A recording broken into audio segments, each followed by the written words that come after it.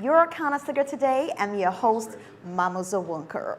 This is the final episode of Season 2. What an amazing audience you have been. Thank you for your engagements on our videos and for always being in front of the screens to share the moments that we create to stay connected as a community. As we wrap up another incredible season, we are taking a moment to breathe, reflect, and believe the journey we have shared with you. From the hilarious fun activities and games to those soul-stirring discussions on resilience, leadership, sustainability, even the hacks on surviving college life, this season has served a lot of edutainment contents.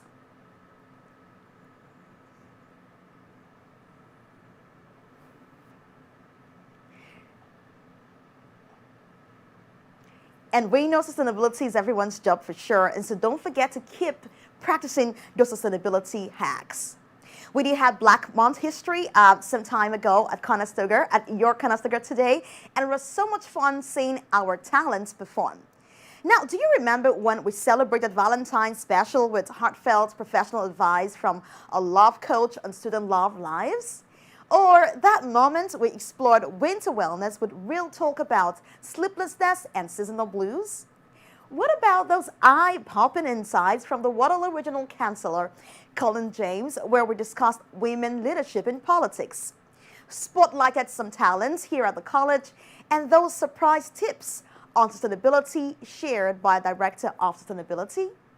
Your Conestoga Today Season 2 has been an incredible experience, learning, engaging, and with some doses of laughter. Those fun moments remind us that life isn't so serious, so why should we? What was your favorite Your Conestoga Today moments this season? Which conversation stayed with you long after the episode ended? Well, if you missed an episode or two or haven't been following the show yet, we are at ccdtv.ca on YouTube, Facebook, and Instagram. You can also watch the show on Rogers Television, Apple, Roku, and on our website, Conestoga College Digital Television. As we round out the season, we're inviting you to slow down with us, to sit in the now, because we often go too fast sometimes, too fast for our bodies and minds to catch up, leading to burnout. There is an undeniable mind-body connection. Now, according to the American Medical Association, 75% of sicknesses and diseases are traced to stress. We'll be discussing mindful living, managing stressors, and preventing burnout. Our special guest will help us unpack how to protect our peace in a fast-paced world and reclaim joy in the midst of pressure.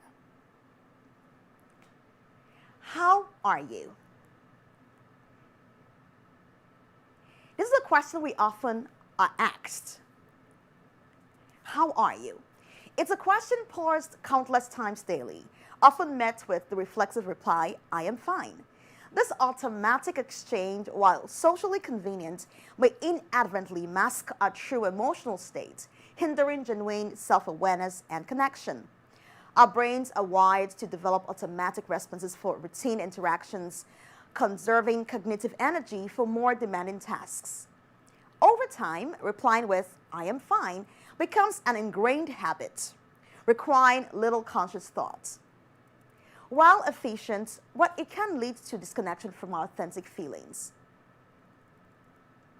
Beyond habit, several psychological factors contribute to the tendency to hide our true emotions. One reason could be that we're trying to avoid being vulnerable, so expressing genuine feelings can make one feel exposed. But by stating I'm fine, individuals may avoid potential judgment or unsolicited advice. Then there's a fear of burdening others. There's often a concern that sharing personal struggles might impose on others, leading to a preference for keeping challenges private. Of course, denial and self-deception. We don't like that phrase for sure, but admitting distress can be daunting. Some may convince themselves that they are fine to sidestep confronting painful emotions. Regular self-reflection is pivotal for mental well-being. It fosters self-awareness, aids in emotional regulation, and promotes personal growth. By routinely assessing our emotional state, we can identify stresses, recognize patterns, and implement coping strategies. Now, here are some authentic self-assessment hacks. To move beyond automatic "I'm fine" and cultivate genuine self-awareness, pause before responding. Take a moment to assess your feelings before answering. This brief pause can lead to more authentic interactions. Engage in regular mental health check-ins. Set aside time to reflect on your emotional and psychological state, identifying areas of concern and celebrating progress. You also should seek safe spaces for sharing. Cultivate relationships where you feel comfortable expressing genuine emotions without fear of judgment. Practice mindfulness and meditation. These techniques can enhance self-awareness and help in recognizing and accepting your true feelings. While "I am fine" serves as a convenient social nicety, it's essential to recognize when this automatic or preemptive response hinders our self-awareness and emotional well-being. By fostering genuine self-reflection and embracing authentic communication, we are not only enhancing our mental health, but also deepening our connections with others. So, next time you're asked, "How are you?" consider pausing and offering a genuine response that truly reflects your current state. Now, we know that we said this earlier, there's an undeniable connection between your body and your mind, and most of the sicknesses and diseases that we treat are related to stress. Now, we want to hear more about stress, and we'll take a break now and have our guests coming. After the break, we'll have deep conversations around managing stress. We all have stress, don't we? It's a good conversation. Stay tuned.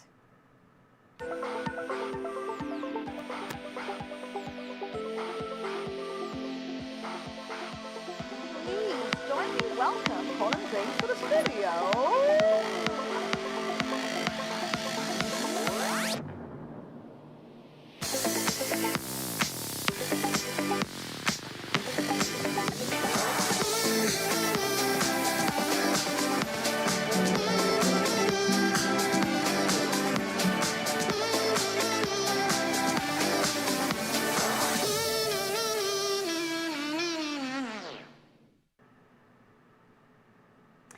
Good to have you back. It's still your show, your Conestoga today, and I do have my guest in the studio with me.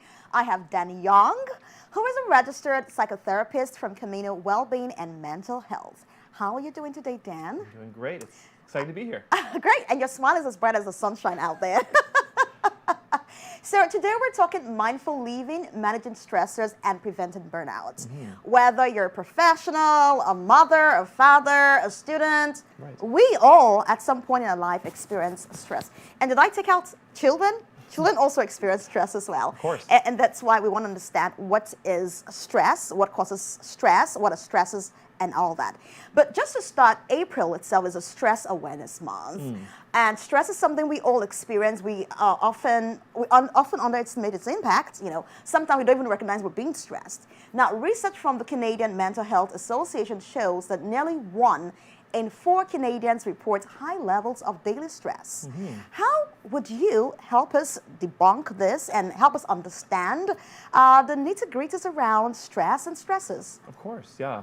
It's often about trying to normalize it, right? Okay. The fact that stress is a natural human experience. And stress in a lot of ways actually is a gift to us. Stress is recognizing that there's challenges, that there's difficulties, and trying to actually make us realize what's happening around us and maybe protect us from what could be difficult. The problem, as you described, is we live in a world right now that is so complex, yes, so fast-moving, so multifaceted, that has so many demands and expectations on us that the stress can feel overwhelming. So that good gift of stress, that is a natural part of being a human, becomes this overwhelming thing that feels like it's burdened us and dragged us down. So you're right, the first part is normally just acknowledging that, right, stress is part of daily life. It's part of all of us, and try to recognize where there could be healthy stress, that stress is helping to try to help us to move towards where we need to go, to solve problems, to avoid maybe pitfalls, and that unhealthy stress that is really going to be dragging us down, affecting our health, and lead to maybe burnout or mental health challenges, as you described. I love that.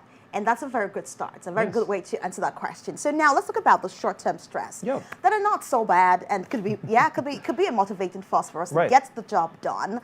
But of course, if we let stress linger for too long, then it impacts our health, our mental wellness. So tell us about that. How can we identify short-term stress and how to utilize it for positive influences on ourselves, and how to identify the long, the burdensome stress that sort of impacts our well-being. Of course, right. We often experience stress in our body because we're somatic beings, right? We have these bodies that is trying to give us this information. So often when we're experiencing stress, one of the best ways to start looking for it is the way it's impacting our physical bodies. And we notice that with difficulty with sleep, difficulty with eating and appetite, and difficulty with energy levels. When I meet with clients for counseling, I'm often hearing and trying to assess this. Has there been any changes in your sleeping? Oh yeah, I can't get out of bed in the morning. Or oh, I'm so exhausted all day long. These are some ways we can start recognizing the stress has affected us. In the same way, we're often trying to check in just about our own emotional temperature as well. The more stressed we become, often we feel like we don't have that same kind of depth to sort of put up with maybe those moments of impatience, or we don't have the same ability to navigate challenges. We feel like everything has to happen now, and if it doesn't, we might fall towards just feeling completely overwhelmed and breaking down, or getting angry and lashing out at people. So paying attention to what's happening to our body is often a really healthy way. And if we can try to make some of those changes early, it's that helpful opportunity. Like we said, stress can be that opportunity to go, okay, something's happening here. I need to change something. I need to get something out of the way. I need to give myself some more care or rest. And if we don't, that's where it can start to compound, to become more and more and more, and the challenges will increase. Definitely. And so you're saying that self-assessment is one way to identify stressors, right? Mm-hmm.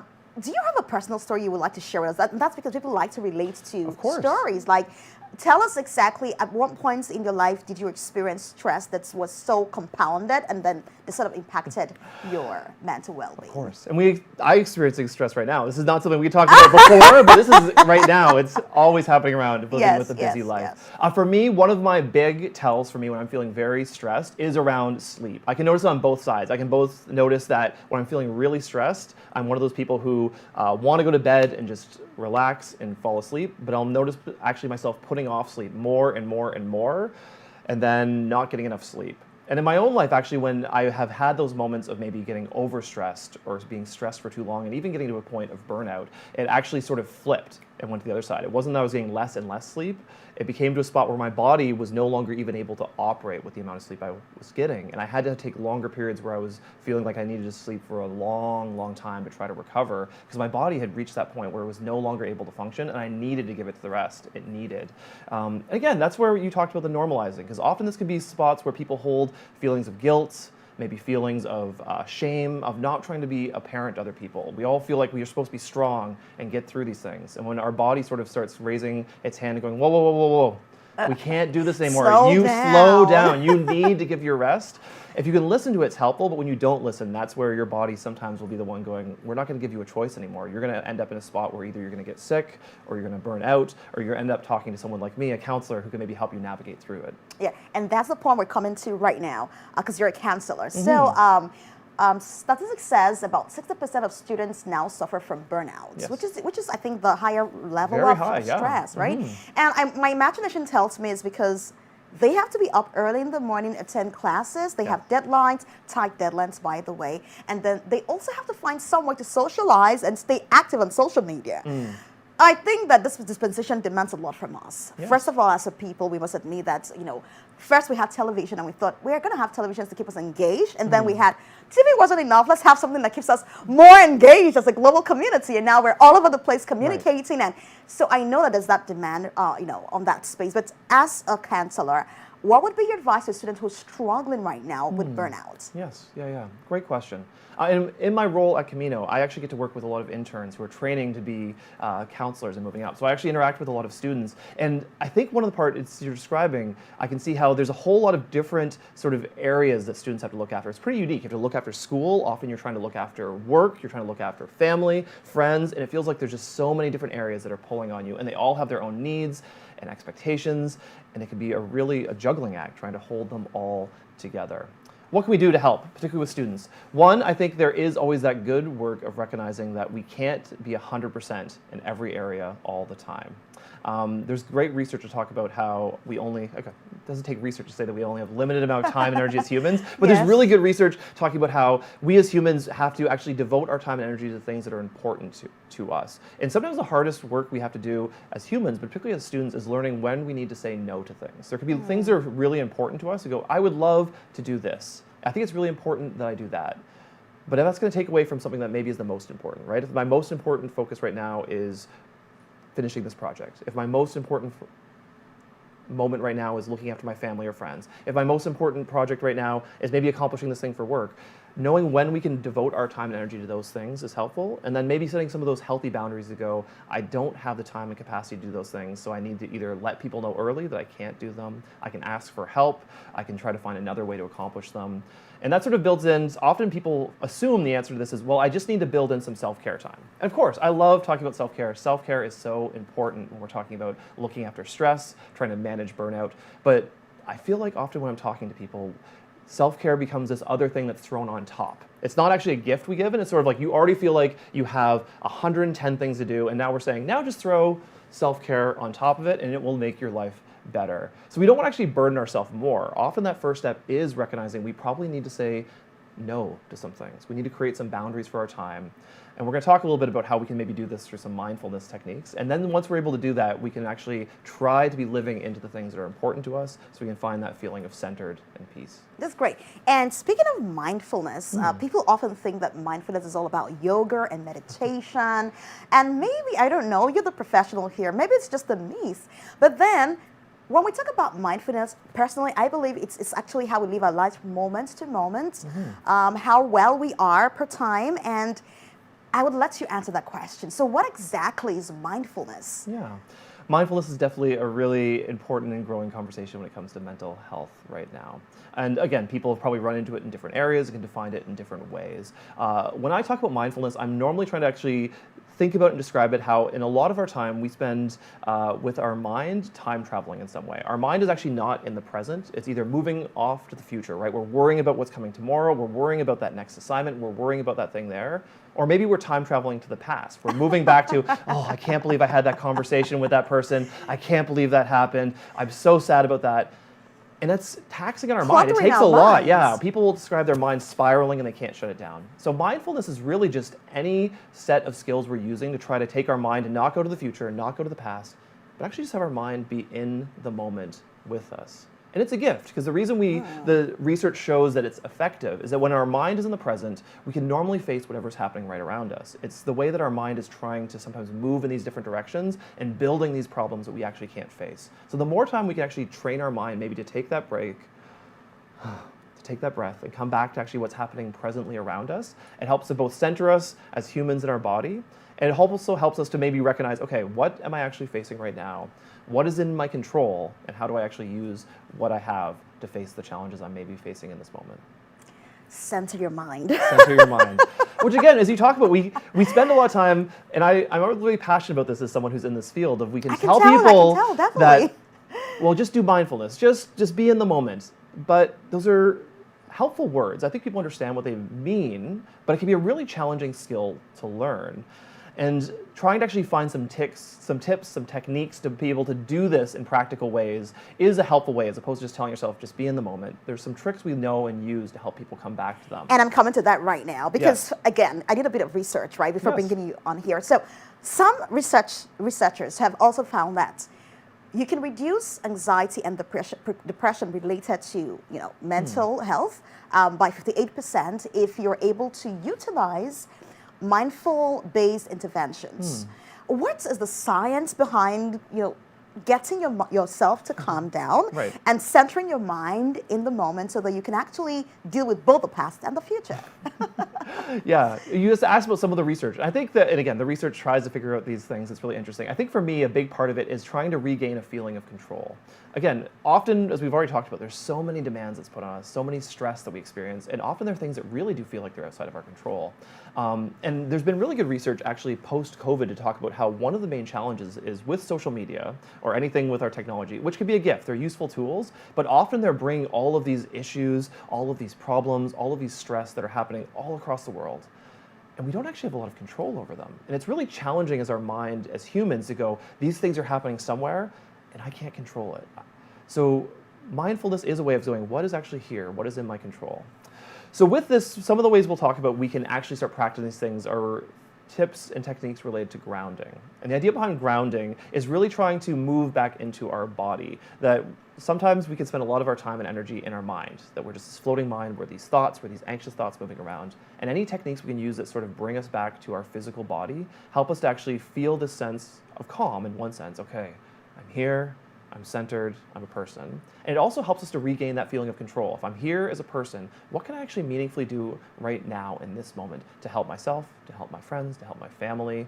So we're not dealing with that time traveling either way, but we're really being centered. And humans really need this feeling of control. It really helps our well-being. I think that when we talk about how mindfulness grounding helps to manage stress and burnout, that's really what we're talking about. Dan, I'm going to take you on this one. Okay.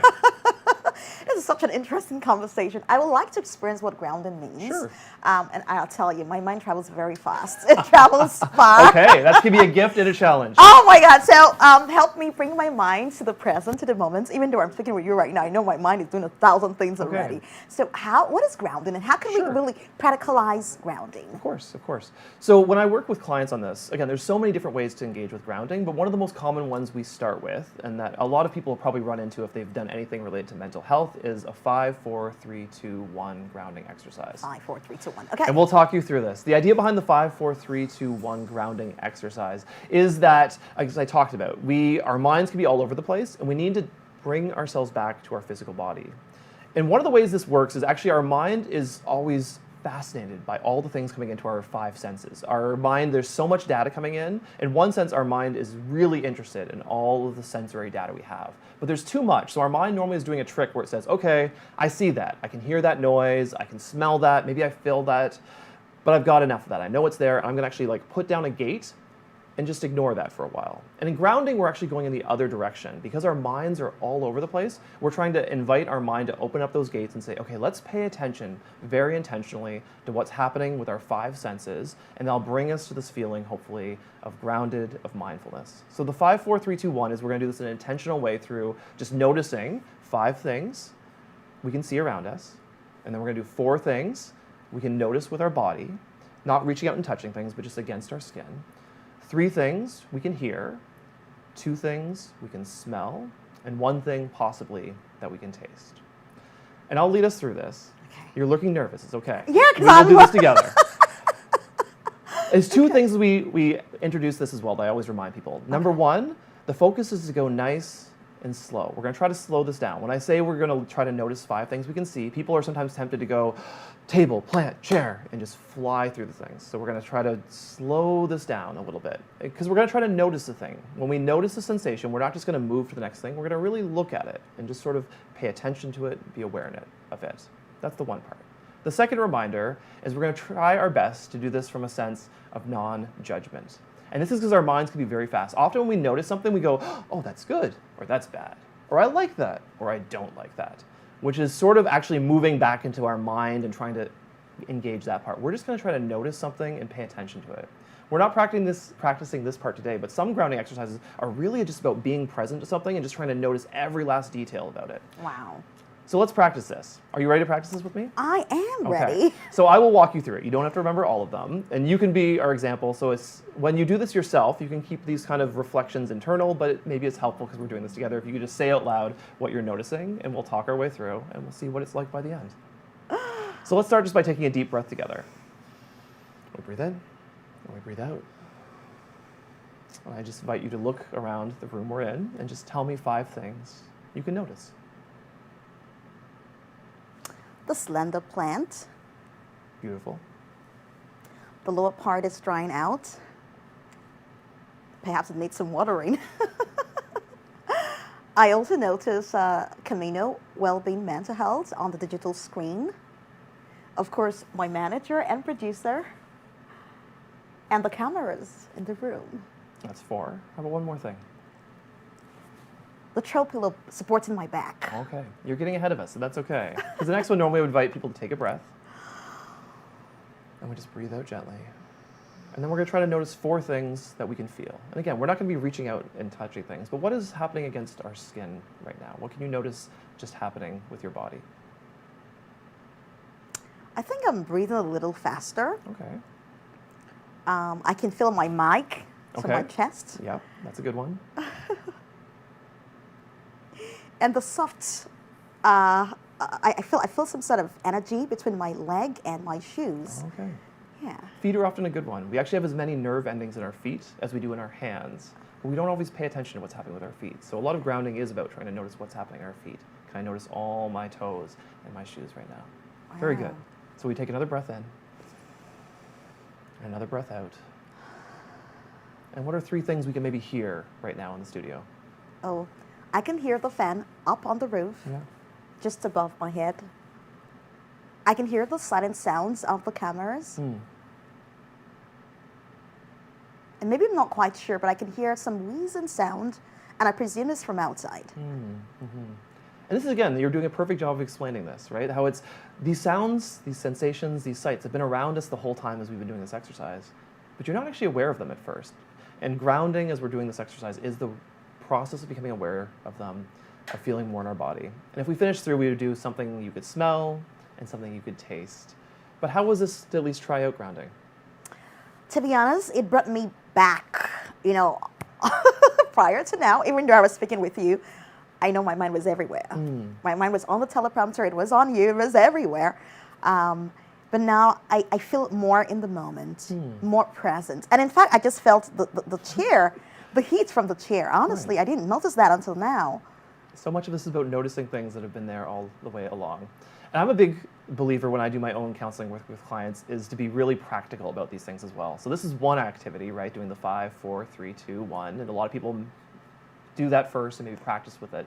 But there's so many endless ways we can practice grounding and mindfulness. If you search online, you can find lots of different examples because they're pretty much anything that tries to bring us back to their body. Some people listen to music, and if you're just really focusing on that, I know there's been a big mindful movement about mindful eating. So as you're eating that food, you're trying to experience it. You're not just putting food in your mouth, you're trying to slow down and have all those experiences. Or even people going for a mindful walk. So you go for a walk and you're just not trying to get from A to B, but you're paying attention to all the senses happening around you. What are we hearing? What are we feeling? Can I notice my feet on the ground as I go for that walk? There's lots of different ways to build this practically into our day-to-day life.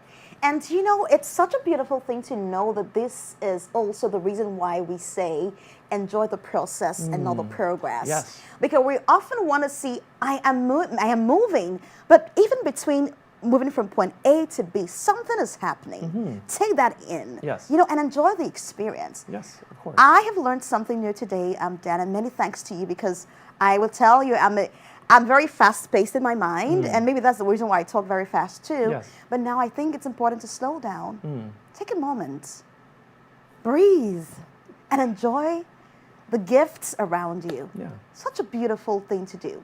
And as we talk about stress, there's 2 parts of this I think is helpful as well.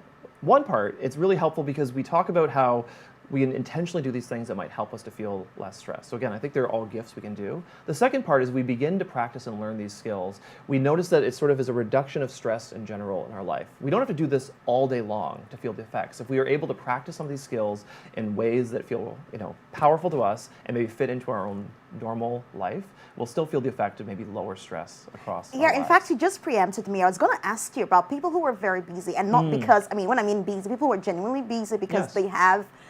everybody has 24 hours, but then they have maybe 18 hours to Yes. work. And Unfortunately. they may not have the time to maybe want to slow down. What could be an intentional way to remind themselves that this is one important part of your day? Don't go without doing this. Yeah. I love that, right? I'm a big believer in trying to set some of these either rhythms or routines into our life, because if we always have self-care as that thing that we're going to do someday, right? Oh, when I'm done this semester, then I'll do self-care. When I'm done this project, then I'll do self-care. When I get to this point, it will always be in the distance, right? So finding practical ways to build it into our life can be really helpful. I think this is why sometimes people like doing it at either the beginning or the end of their day, because it sort of feels like you might have some space there already, right? So that's an intentional spot. But it doesn't have to be the beginning or the end of the day. I know I'm always honest. Me waking up early to do something mindful is not going to work. I'm going to wake up as late as I can and rush to my next thing because I am not that person who's going to wake up early. But I do, and I've in my own life found ways I can go, okay, when I'm doing this activity, I'm just going to be intentional and really meaningful. Say, I'm just going to engage this way. I love riding my bicycle. I ride my bicycle as much as I can around the city. And there's lots of different ways that I could be probably still thinking about other things or listening to music or doing something while I ride my bike. But often when I'm riding my bicycle, I will be very intentional of going like, you know what? I'm going to make the choice right now to just be really present, to try to have the experience of actually enjoying this, not just as a mode of transportation, but as something that I actually find love and purpose in. So sometimes it's not about doing something different, it's about taking something you already are doing, and maybe you like, but doing it in a way that says, I'm actually going to create the time and space to do it in a way that I get to engage and enjoy this experience, as opposed to just it happening. And I would connect that as well right now. One of the great gifts and challenges we have is right now with everything that's connected to our phones. Because we know, research has shown us that when we do things on our phone, it just pops dopamine into our mind all the time. It's that hit of, oh, this is great, this is great, this is great, this is something new. Our mind loves that. So sometimes we actually have to do the intentional thing of going, okay, I could be more on my phone, which I know I'll get that moment of just dopamine hit, dopamine hit, dopamine hit. Dopamine is the chemical in our mind that sort of gives us that one moment of, oh, yes, that feels good. But we might need to shut down that traction and go, how do I actually want to engage in things I really love, right? Maybe that's going for a walk with friends. Maybe that's having a really great cup of coffee. Maybe that is working out. Maybe that's listening to music really loud. There's so many ways, but as opposed to just doing something, saying, no, I'm going to do this thing intentionally. I'm going to enjoy it. I'm going to trust that's going to be a gift I'm giving myself. Beautiful. Now it's springtime. Thankfully, winter is over and we're in spring spirits. That means we're mostly outdoors now. Yes, we're taking in the beautiful fresh air and we have lots more of activities to attend to. What are those springtime related stressors that you have identified in your work? And how can you help us understand how to prevent them or manage them? Yes. It's interesting talking about stress in springtime because we are moving into nicer weather. We're heading into summer. So in one sense, we should go, there's no stress in spring. We're just going in the right direction. But I think every season has its own unique stresses, particularly since spring, at least for a lot of different parts of our society, is sort of that season of transition, right? We're finishing off school and going on to either the next semester or maybe work or something else. And transition times are always inherently stressful because there's a lot of change and unknown.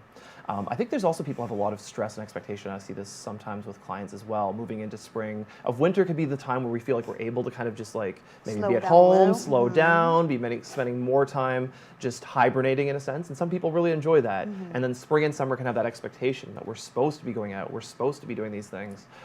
And that can have its own stress as well. So you're right, this is a transition period and can contain it. What might work well in this season? I think there is something powerful of being outdoors more. Again, just in terms of that grounding we already talked about. As we're outside, there's a lot of just really powerful sensory data that comes into us that can help us feel like we can slow down and enjoy it. So in general, spending more time outdoor can be helpful. I know there's lots of good research as well about trying to get sunshine just onto our skin in some ways, helps to sort of maybe move past some of the vitamin D deficiency that people end up with when we have the long winter months. So that can be helpful. I think it's also useful, I think in this season as we're going through those transitions, to create extra space. Because sometimes when we do transitions, it feels like we're going right from one thing, and then the next thing is not even right after. It might have already started and they're overlapping in some way.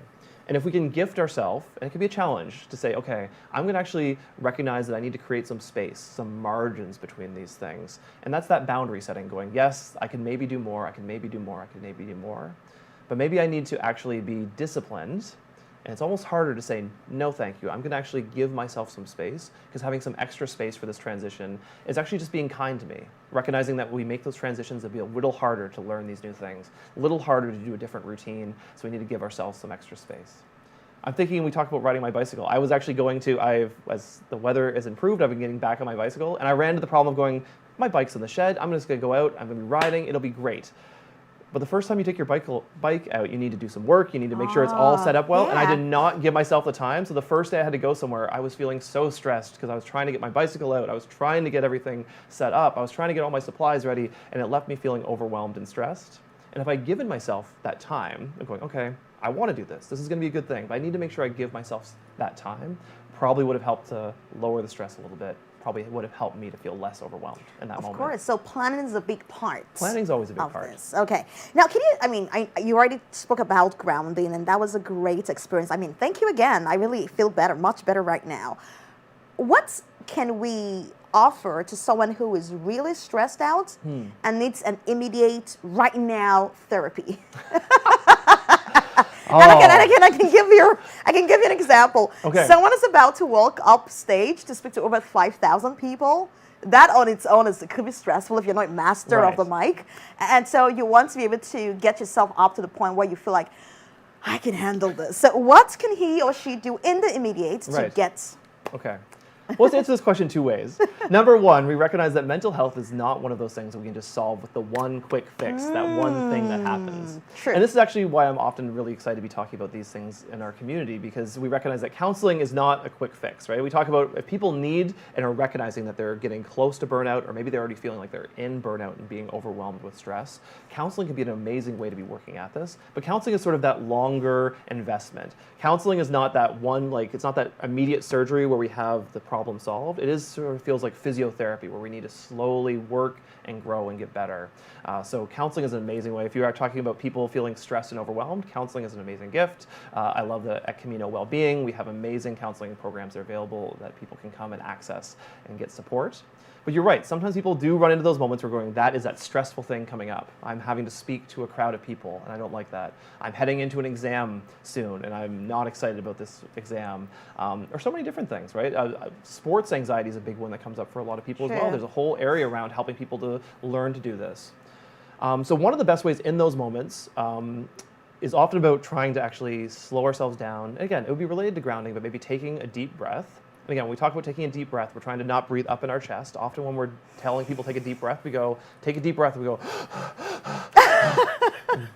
I go, yes, you're right. You took a deep breath, but not exactly what we're talking about. We talk about deep breath, we're trying to breathe down to our stomach. When we work with children, you're doing a perfect job right there. We talk about having maybe a balloon in our stomach, and we want to take a deep breath in, fill that balloon up, hold it for a second, and breathe out with our mouth. Because even taking one deep breath is a form of grounding, bringing us back. That's very helpful. Another thing we can do that's often helpful is we're facing those things where our mind can be spiraling, right? Often people have that anxiety spiral where their mind is doing a million problems or a million sort of expectations or a million negative messages as well. I think that sometimes that's the challenge people run into. Their mind is gifting them all of these negative messages. And that's not what you need in that moment. So often what people can do, which is helpful, is you can name that experience or that emotion in that moment. If you're feeling a lot of anxiety before that thing, you can tell yourself, okay, this is anxiety. I'm experiencing anxiety. And there's almost something calming in that when we admit to ourselves what's really happening. Okay, it's anxiety. Anxiety is a human emotion. I don't need to be afraid of anxiety. That's the one. The second, particularly if we're facing something new, is we can try to give ourselves a different message. And one of the techniques we often will use is we don't want to lie to ourselves in that moment. Because we're not actually very good as humans of lying to ourselves. When we try to lie to ourselves, our mind will be like, no thank you. I know the truth. We can't just tell ourselves, I'm not speaking to people. We go, oh, I am. But we can do good work. There's one of the techniques we use in therapy is cognitive behavioral therapy. And one of the great insights is we want to tell ourselves more balanced thoughts. So we're not saying this, but that. So we're not saying, I'm really worried about this exam, but I'm going to do great, because that doesn't feel true. But we can tell ourselves, I'm really worried about this exam, and then we use and. I'm really worried about this exam, and I know I studied really hard. And that feels more balanced, right? I'm worried about the exam, but I know I studied really hard, and so I'm going to do my best. So that helps us to maybe have a slightly different approach to the anxiety, and then we just have to move forward and do it. So if we talk about take a deep breath, one, right? Calm ourselves down a little bit. Number two, name the emotion we're feeling. We're feeling anxious in this moment. We're feeling maybe more than anxious. Maybe we're feeling overwhelmed and freaked out. Maybe we're feeling sad and overwhelmed. So we name the emotion. And then, like I said, another technique is to say, we're not going to lie to ourselves. We can try to balance that thought by saying, this is what I'm feeling right now, and something else that's really important that we know is true. Amazing. Now we're going to play a small game. Oh, it's called Myth or Fact. Okay. And I'm trying to get into your head so you can help us tell. You can help us specify which of the sample prompts is a myth or a fact? Because sometimes we just learn things from everywhere. Of course. And they may not be truthful, but it's part of the culture we're now building for ourselves. So let's find out. Sure. Burnout only happens to people in demanding jobs. Oh, that's false. Burnout can happen to anyone. And when you mean anyone, anyone. anyone. Burnout would be the response of just being in that stressful spot of feeling overwhelmed for a long, long time till it feels like our either physical body or sort of our mental mind just gives up. So you're right. It can happen with people with high stress jobs, but happens in lots of different areas as well. A really common area that happens actually is caregiver burnout. So these are people who are actually looking after family or even pets, people who are important to them. If you have to care for people, people can experience caregiver burnout. True. If I take breaks, I will fall behind. If I take breaks, I will fall behind. And that's mostly for students because... Of course. That could be in everyone, but I can see how students can fall into this. And I would say that's a myth as well. And I would feel, again, all of these things, this is the hard part of asking like true or myth to a counselor, because all my answers always involve the gray area in between, because this is what I love dealing with. But I would say for most people, when we take a break, actually having that break, having that rest, and sort of renewing ourselves a little bit will probably allow us to come back to the tasks we were doing before, feeling refreshed, probably with more energy, maybe some new insight, and we'll be able to accomplish them faster and probably better than we were before. When we're at that spot of feeling overwhelmed and stressed, we're probably not doing our best work. True. So you're not being productive, so why? Yes. All right, being busy means I'm productive. I just use the word productive. Being busy means I'm productive. This is you're right. I feel like this is a myth. This is a myth we tell ourselves a lot. I think a lot of people either consciously or subconsciously really kind of believe this, right? If I'm really busy, then people are going to think I'm really productive and this is going to go well for me. I think it's a myth though, particularly what we mean by busy, because busy sometimes feels like, does it mean we just have to be doing a lot of work? And maybe we're not doing work that's actually important to us. Or maybe we're just doing a lot of things because the people have told us we have to do them. And so sometimes actually busyness is not the recipe for success. Busyness becomes a distraction that's getting in the way of productivity. So giving ourselves that, again, that chance to have a break, to maybe actually to be rested as humans. We're humans with bodies. We need water, we need food, we need sleep. And when we're doing those things well, it helps us actually accomplish things and be productive the way we want to be. And that's so true, because intentional actions that align with purpose will lead us to more productivity than just trying to get around doing a couple of things. Okay, stress is only a mental thing. Stress is only a mental thing. Stress starts, I think, for the most part, as a mental thing. It starts in our mind, like I said, with some of that time traveling forwards or backwards, but stress often really becomes a physical thing. It has that physical outcome. There's been a lot of research into the way that being in these stressful moments for a long time can have short-term sort of negative health effects. Oh, I didn't answer the question. This is a myth, as I'm going on and sharing. This is clearly a myth. Short-term health effects, right? Lack of appetite, low energy, lack of sleep. It also has those long-term health effects as well. If people are staying in a stressful spot, it can lead to all sorts of health complications. Even the most obvious, sometimes just like the way our muscles, and we have, we get tensed up and our muscles, we hunch, and then we need to actually have a chance to have someone look after us because we haven't looked after our body. So yes, stress has a huge physical component. Now let's talk about routines and strategies. I mean, you already talked about grounding, deep breathing. Yep. How do we get to set clear boundaries for self-care? Right. How do we get to prioritize ourselves? And I should also even add tasks. Now that's a personal thing, I agree, but what I'm saying is, to a large extent, the reason why we burn out is because we don't know how to prioritize which is most important, which is important, and which could be potentially less important. Right. As a professional, what would be your advice for someone who's juggling so much in this life and needs to calm down and set, his boundaries? Yes, of course.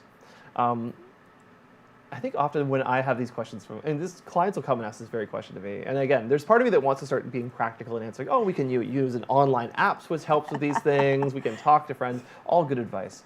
I think actually, I would want to start with sort of the question before the question. I think a lot of people have a lot of built-in assumptions about why they need to be doing these things, right? And of course, these become the harder questions to get answers to, right? People will only love me and look after me if I'm working really hard, right? I can only be successful if I'm the best. I'm not allowed to have rest because if I have rest, I'm going to fall behind. Like these sort of are some deep kind of core beliefs that people can live with. And again, we all as humans have these type of beliefs, and they come from a spot. But I think sometimes these core beliefs we have can sometimes actually get in the way of the fact that we need to recognize that we're humans who need love, we're humans that need community, we're humans that need support. And if we don't have some of those core basic elements, it'll be really hard to maybe say, am I able to say no to this thing when someone's asking me? I think if people feel well loved, well connected, and well supported, then they're actually in a much better spot to set those important boundaries they need. So that's one part, I'd say. Maybe that's the question before the question. The second part is sometimes I think we can think about boundaries, and we have if we feel like we have this giant thing in front of us and we want to set some boundaries, people start thinking about and imagining little boundaries on the side. And sometimes it's helpful to have those small practical changes. I like it. I love anything that's moving us towards a healthier mental view. But I'm often working with clients and recognizing that sometimes we actually have to do the much harder work of going, I need to actually set a far bigger boundary, because if I'm looking after 200 things and I only have capacity for 100 things, trying to take 1 or 2 things off at this point is not going to be sufficient. I might actually have to make those harder decisions of going, right, I thought I could do 4 classes and work a job and do this and do this and do this. Probably not. We might have to actually do the harder work of boundaries of going, okay, these are all good things. I like these things, they're important to me. But maybe I need to make that hard decision to prioritize myself as a human, and can recognize that when we say no to something now, we're not saying no to it forever. We can come back to it. But again, I think these are ways that these are hard questions. These things, because we're talking through them, either in counseling or just with friends or trusted mentors or families, sort of find some of the clarity that we might lack in our own life, right? We might go, oh no, I need all of these things. These are so important. And someone might go, yeah, I can hear it. That's really important to you. But maybe you need to take a break from this area right now so you can actually feel like you can do really well on what's most important to you. I'm so glad, Dan, that you did address this. I call it superhero mentality. Where we seem to want to keep up, with trends and everything. You see someone who is able to. He's a social media influencer, a mother.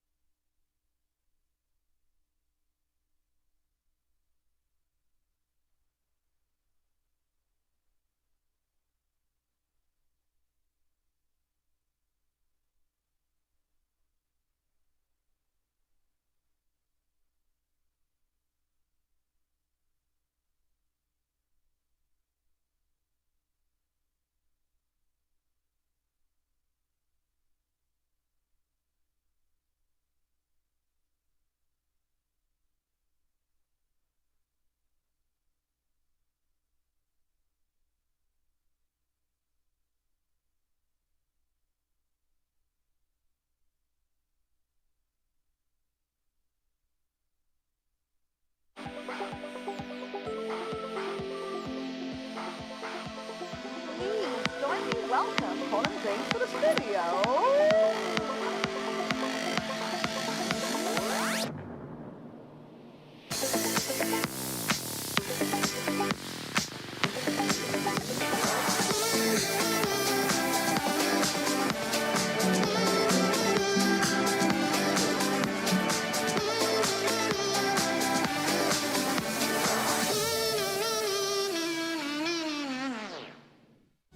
We're currently sitting in my studio space. I started through discovering just different worlds of art. Very quickly, you changed from statistics to poetry. Connects my senses and it connects my brain. I'm just making things that I think are cool. More often than not, people are supportive. How are people going to experience this, and what scale do things need to be? The freedom was liberating for me to do something that I just love doing. Still trying to figure out what my artistic career is. Who knows where I'll be in 2 years, 3 years. Who knows where I'll be in 10 months, That's great. Yeah.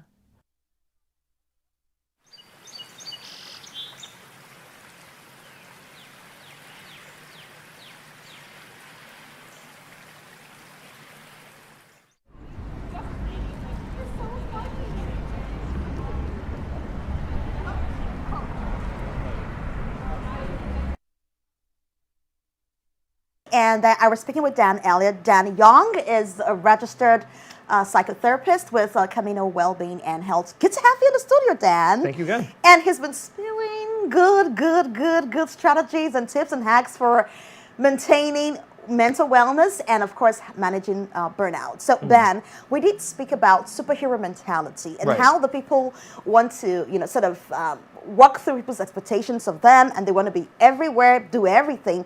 But we know that in reality, that's exactly not possible, right? So, could you please speak to that for me? Right, yeah. How we manage all of these different expectations that were put on us, yeah. And this is about the boundary question, right? About how do we set boundaries? Because boundaries could be an interesting question. This is the part where I'm not sure we talked before, because we were talking about, are we right about the earlier questions about those deeper questions about core beliefs? That's it. That's it. Okay. Thank you for helping with that.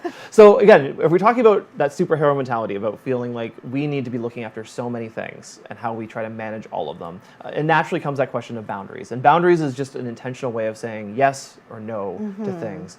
And I think when I often have clients come in and they ask these questions, they're trying to be part of them, my mind couldn't go to like the practical ways that we can look after this. There's apps that help us to set boundaries. There's maybe people can give us insight. But my first question is often trying to actually take a significant step back and going, what is leading to these questions? Why is it the challenge we're having of saying no to people? Why are we living into that superhero mentality where we need to do everything?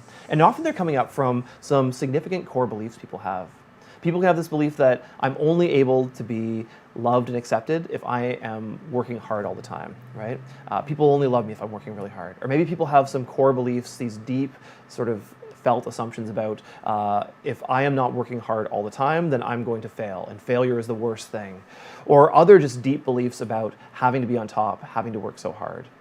And those are really challenging questions. And I think actually in counseling, that's one of the best spots where we try to navigate through those and recognizing that as we're stuck in those spots, they're actually taking us away from where we need to be doing. Because where we need to be is being a spot where we feel loved by others, where we feel connected to community, and we can reach out for support. And those three things, when we have them, help us actually have a more balanced view of ourselves. And then we can come back to some of these boundary questions. And the boundary questions are important because we only have, as you know, so much time and energy. So we can't do everything. I think that's the challenge of this superhero mentality, right? If I can just do everything and do everything great, then everyone will love me and my life will be incredible.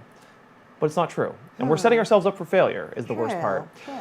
And so I often try to, when I'm working with clients, the big part I'm also trying to work on is that sometimes when we start with boundaries, people assume that we maybe just need to take off a little bit. Like maybe we just need to have a boundary that is this little part on the edge or the little part on the edge here. But the reality is most of us have actually gotten ourselves into a spot in life where we maybe have so many things going on that we need to actually make these harder decisions about not taking the small little things out of our life. We might need to take something much larger out of our life. So we maybe don't have time for 200 things. We might only have time for 100 things. And if we only have time for 100 things, how do we recognize what we're doing that we don't need to be doing and stop doing that thing? That's a hard question, though. So I think that's one where having that support from others, having those conversations going, yeah, all these things are really important, but you can't do everything right now. How do we make time for what is most important to us so we actually be invested in them? And I think a big part of this as well is recognizing that if we say no to something now, it's not saying no to something forever. We often do a lot of work in counseling of talking about how we have different values in our life, and we try to find different ways of expressing those values. So sometimes we might say no to this for now. I cannot be part of this club or activity at this point in my life, but that doesn't mean I'm saying no to it forever. Maybe I'm stopping it for now, and we'll be able to open myself up to it later. Dan Young, thank you. It's such a privilege to have you in the studio with us today. And for this enlightenment, I should give you a garland or something. Thank you so much. It's been so great to hear. I really appreciate being here. And like we said, as part of my passion is helping people to work through ongoing mental health challenges. And so if you're experiencing anything that we talked about today when it comes to burnout, feeling overwhelmed, and you feel like you need someone to talk to, we always just let people know that at Communal Wellbeing, we have counseling available. And as well, we have daily walking counseling where people can come and get support at either of our 2 locations in Kitchener. Fantastic. And he said so many things, it's hard to even put into a summary, but I'll try. I know that one way to start is to ask for help. So like he said, if you need some sort of counseling, do well to get support from certified counselors. And don't forget, setting boundaries can keep you safe. You need to secure your peace. At the end of the day, it's not about what people think of you. It's about what you think of yourself and where you're headed to in your life. It's your journey. It's your life. So make the most of it. And remember, self-care is not just a myth. It is something you have to practicalize every single day because you deserve to be well to go after those dreams. Until next time, I'm your host, Mama Zawonker. It's been great speaking to Dan Young of Camino Wellbeing and Mental Health. Until next time, and don't forget it's the last episode of the season. I look forward to seeing you in season 3. Until then, bye-bye.